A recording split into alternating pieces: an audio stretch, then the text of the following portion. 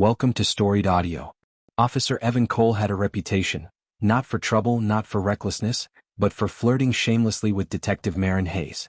28, charming, annoyingly handsome, he'd lean against her desk with that crooked grin and say things like, "Detective, you're the only reason I show up on time." She'd roll her eyes, but she never told him to stop. And she never refused the coffee he brought her every morning, or the lunch he accidentally bought two of, or the late-night help when she was drowning in paperwork. Somewhere between his jokes and her eye rolls, something shifted. She started waiting for him. He started staying for her. And eventually she fell in love. Then came the night that cracked everything open. Evan was reviewing evidence logs, half asleep, half bored, until he saw it. A withdrawal that didn't match. A signature that shouldn't be there. A pattern that made his blood run cold. Maren's name. Her handwriting. Her access code. He stared at the page until the numbers blurred.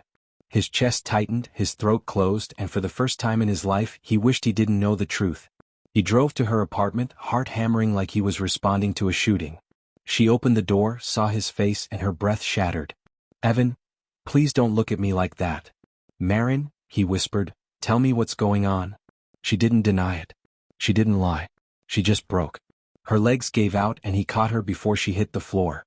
She sobbed into his chest, shaking so violently he had to hold her like she might disappear. "I owed money," she choked out. "Bad people. I thought I could fix it before anyone noticed.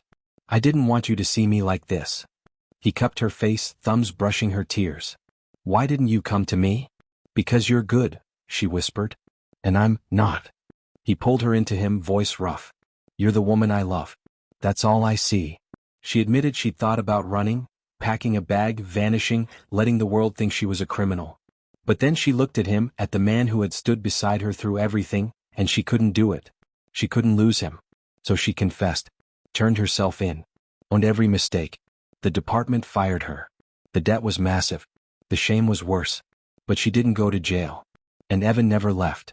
He helped her pay back every dollar. He helped her rebuild her life piece by piece.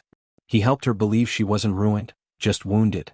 One night, months later, she sat beside him on the couch, legs tucked under his, her head resting on his shoulder. She whispered, "I don't deserve you." He kissed her forehead. "Maybe not. But you have me anyway." She laughed, soft, broken, beautiful. Then she whispered, "I love you." And he whispered it back like a promise. They had crossed a line together, one that could have destroyed them. Instead, it bound them. Imperfect, intense, unbreakable.